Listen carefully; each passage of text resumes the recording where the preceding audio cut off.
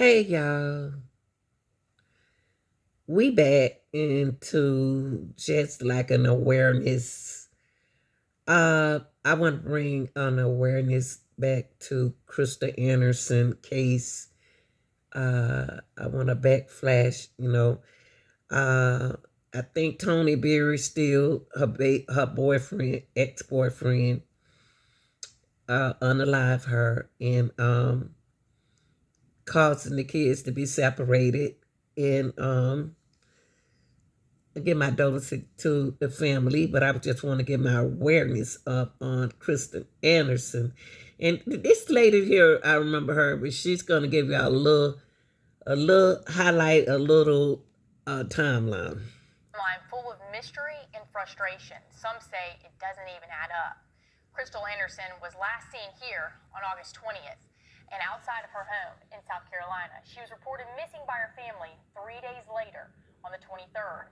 Krystal and her boyfriend Tony Berry were both listed in the national database as missing, and 6 days later, on August 29th, is when they came here at 2 News 12 to do an interview. They were saying how law enforcement was not helping them. And 14 days later, on September 6th, Berry walked into the Aiken County Sheriff's Office to let them know he indeed was not missing and was allowed to walk out after being questioned. And tonight, we're getting word Berry has been arrested. Well, I just go back and forth for what I think every single day because now it's been 9 days that she's been missing. Now, that's her sister, her lovable sister. What we want to do, y'all, it's been like 2 years, about 2 years now, 1 or 2 years.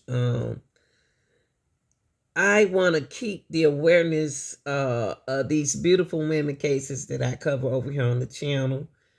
Krystal Anderson was one of my. She's just brought attention, I guess because I have girls, and her case just draw attention to me. But she had 4 beautiful kids, and I hope they are doing good. I wish somebody give us an update or how they grow. I know they growed and got bigger and doing good in school. I would like to see them again. But let y'all hear a little bit of detail of this. Local family looking for answers a year after a mother of 4 disappeared without a trace. Krystal Anderson's missing persons case turned into a death investigation back in August of last year, but her body still has not been found. Krystal's 4 children had just started the 2022 school year when investigators believe her longtime boyfriend, Tony Berry, kidnapped her. Now they're starting the school year this year for the first time without her. Investigators are still keeping hope alive for any kind of... And y'all know what? They still ain't found her body. He still haven't said anything.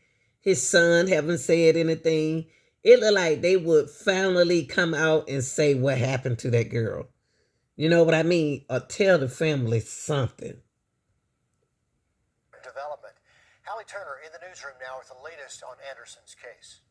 Yeah, it all hinges back on DNA testing. In the past few months, investigators swabbed Krystal's sister, Shadira, and then their mother for DNA to hopefully help identify Krystal's remains if they're found. But even with testing and Tony Berry behind bars facing a murder charge, family says the pain runs even deeper.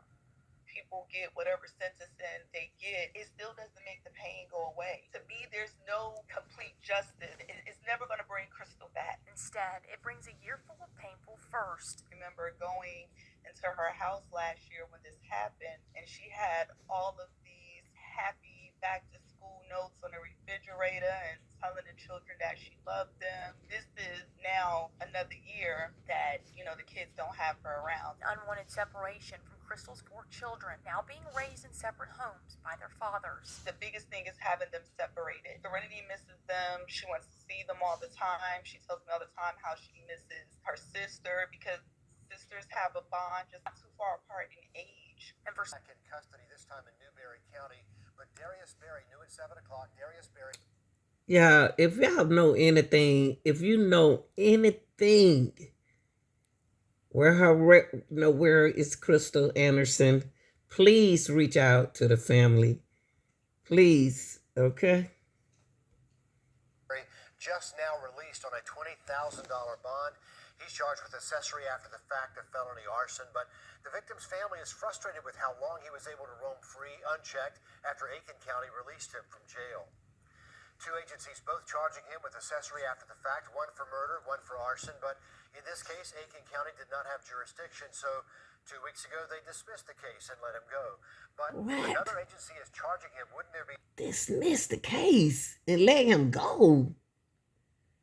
What? some sort of handoff instead of letting him go free? Well, that's where law enforcement tells us communication can be complicated. As Hallie Turner tells us, this happens more than you might think.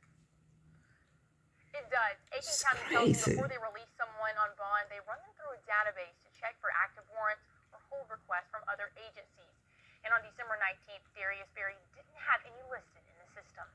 When they told me that the charges were dropped, she immediately followed and did tell me that Newberry would pick up the charge. They did not tell me that it was going to take so long to happen. I was expecting him to be arrested immediately. And it shouldn't have taken this long. A Newberry County judge signed a warrant for Darius Berry's arrest on December 28th, but Aiken County had already released him on bond 9 days before. There was no hold request by any agency at the time, and the National Crime Information Center deputies used to track criminal histories between agencies did not show any active warrants, so Aiken County never saw it. I honestly believe that had they tackled everything and communicated with the other county at the very beginning, there's a possibility That's that we right. probably would have already found Krystal. Aiken County officials tell me they don't check back in on active warrants after they release a suspect like Darius. And y'all, and that's the baby daddy's son.